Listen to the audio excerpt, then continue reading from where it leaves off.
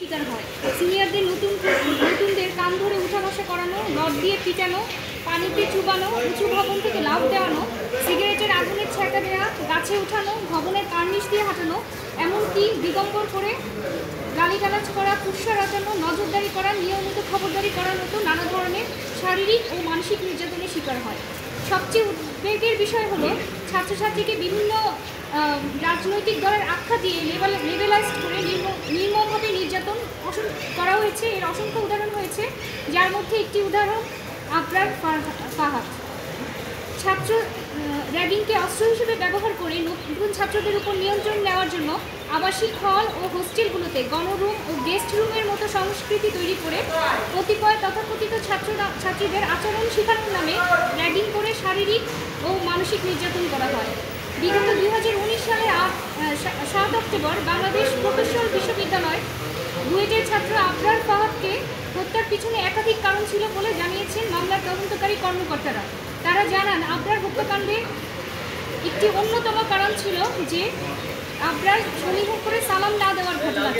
আবরার হত্যাকাণ্ডের এই বিষয়ে একটি অন্যতম কারণ, হত্যাকারীরা র্যাগিং নামে আতঙ্ক তৈরি করে এবং আবরার ফাহাদকে পিটিয়ে হত্যা করে অন্যদের মধ্যেও আতঙ্ক তৈরি করতে চেয়েছিল, যাতে অন্য শিক্ষার্থীরা তাদেরকে সমীহ করে এবং সালাম দেয়। এই সকল ঘটনার পরিপ্রেক্ষিতে আমরা বিগত 2020 সালে রিট পিটিশন ফাইল করি এবং রিট পিটিশনে আমরা কোর্টের কাছে প্রেয়ার করি যে শিক্ষার্থীদের জীবন ও সম্মান রক্ষায় র্যাগিং বন্ধে কেন নীতিমালা তৈরি করা হবে না। 2020 সালে 12 জানুয়ারি বিচারপতি এম এনায়েতুর রহিম এবং বিচারপতি মুস্তাফিজুর রহমানের ডিভিশন বেঞ্চ এই রুল ইস্যু করেন। রুলে বলা হয়, শিক্ষার্থীদের জীবন ও সম্মান রক্ষায় র্যাগিং বন্ধে নীতিমালা তৈরি করতে বিরোধীদের ব্যর্থতা কেন অবৈধ ঘোষণা করা হবে না এবং শিক্ষার্থীদের জীবন ও সম্মান রক্ষায় র্যাগিং বন্ধে কেন নীতিমালা প্রণয়ন করা হবে না। এর পাশাপাশি প্রত্যেকটি বিশ্ববিদ্যালয়ে র্যাগিং বিরোধী কমিটি গঠনের নির্দেশ দেন। জনস্বার্থে দায়ের করা ওই রিটে বিবাদী ছিলেন স্বরাষ্ট্র সচিব, শিক্ষা সচিব, বিশ্ববিদ্যালয় মঞ্জুরি কমিশনের চেয়ারম্যান সহ মোট 3 জন। এর আগে আমরা এই বিষয় নিয়ে বারবার করে লিগাল নোটিশ পাঠানোর পরেও কোনো জবাব না পেয়ে আমরা সেই রিট পিটিশনটি ফাইল করি। বিগত 2 মে 2023 সালে 1 নং রেসপন্ডেন্ট নং 1 তিনি একটি প্রজ্ঞাপন জারি করেন শিক্ষা প্রতিষ্ঠানে বুলিং এবং র্যাগিং সংক্রান্ত বিষয়গুলোকে প্রিভেনশনের জন্য প্রজ্ঞাপন জারি করেন।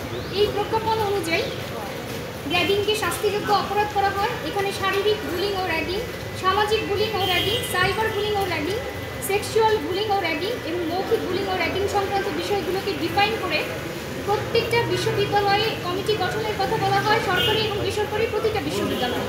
এছাড়া এখানে নীতিমালা দেওয়া হয় যে এই কমিটি কিভাবে কার্যক্রম করবে এবং যে কোনো ধরনের অভিযোগ আসার 7 দিনের মধ্যে এই তদন্ত কমিটি তদন্ত করে প্রতিবেদন দিবে এবং তার পরিপ্রেক্ষিতে বিশ্ববিদ্যালয় ব্যবস্থা গ্রহণ করবে।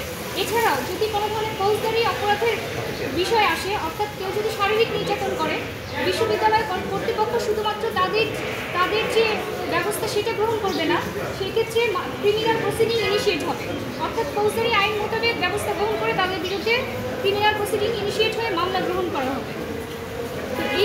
এটা ইতিমধ্যে আদালতে আমরা এই প্রজ্ঞাপনটা দাখিল করেছি। আদালত আজকে এই রুলের শুনানি শেষে রায় দিয়েছেন, রুলটি নিষ্পত্তি করেছে এবং এই প্রজ্ঞাপন অনুসারে প্রতিটা বিশ্ববিদ্যালয়, সরকারি এবং বেসরকারি প্রতিটা বিশ্ববিদ্যালয় এই বিষয় নিয়ে এখন পদক্ষেপ হবে। র্যাগিং একটি শাস্তিযোগ্য অপরাধ।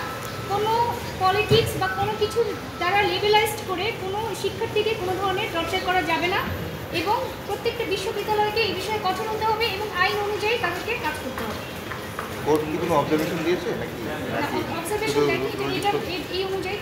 আচ্ছা, আপনি যে ঘটনাটা তুলে ধরেছেন এরপরে কি কোনো ঘটনা ঘটেছে এর মধ্যে উল্লেখযোগ্য ঘটনা? আচ্ছা, এখানে প্রত্যেকটা বিষয় ডিফাইন করা হয়েছে যে কোন ধরনের বিষয়গুলো র্যাগিং সংক্রান্ত অপরাধ। সেখানে মৌখিক যদি কাউকে কোনো ধরনের মানহানিকর অপমানজনক কোনো কিছু বলা হয় সেটাও অপরাধ। শারীরিকভাবে কাউকে চড়-থাপ্পড় দেওয়া, পানি দেওয়া, থুতু মারা, বিশেষ ভঙ্গিতে দাঁড়িয়ে থাকতে নির্দেশ দেওয়া, কোনো ধরনের শাস্তি দেওয়া এবং সামাজিক বুলিং হিসেবে কোনো ধরনের গুজব ছড়ানো, কাউকে কোনো ধর্ম, বর্ণ, গোত্র, জাতি, পেশা হিসেবে বা অঞ্চল তুলে গালিগালাজ করা।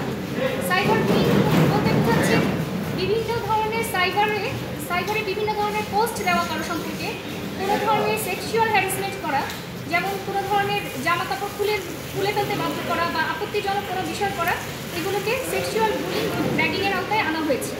এবং প্রত্যেকটি শিক্ষা প্রতিষ্ঠানে কমিটি গঠন করতে বলা হয়েছে এবং এই কমিটিগুলোর কাজ হবে যে এই বিষয়গুলোকে প্রত্যেকটা স্টুডেন্ট এবং তাদের অভিভাবকদেরকে তারা সতর্ক করবে এবং এই আইনটা সম্পর্কে তাদেরকে জ্ঞাত করবে এবং এই বিষয়ে কোনো ধরনের অভিযোগ আসলে 7 দিনের মধ্যে তদন্ত রিপোর্ট দাখিল করবে, তদন্ত রিপোর্ট দাখিল করবে এবং প্রতিষ্ঠানের প্রধান তদন্ত প্রাপ্তির পরে ঊর্ধ্বতন কর্তৃপক্ষ নিকট উপস্থাপন করব প্রয়োজনীয় ব্যবস্থা গ্রহণ করবে। এই ব্যবস্থা হিসেবে তাকে ওই প্রতিষ্ঠান থেকে অবাঞ্ছিত ঘোষণা করতে পারেন। তবে যদি কোনো ধরনের ক্রিমিনাল অফেন্সের অভিযোগ আসে সেখানে শুধুমাত্র প্রতিষ্ঠানে অবাঞ্ছিত ঘোষণা করলেই হবে না, তার বিরুদ্ধে ক্রিমিনাল প্রসিডিংস ইনিশিয়েট করে তাকে শাস্তির আওতায় নিয়ে আসতে হবে। জিনিসটা হলো কি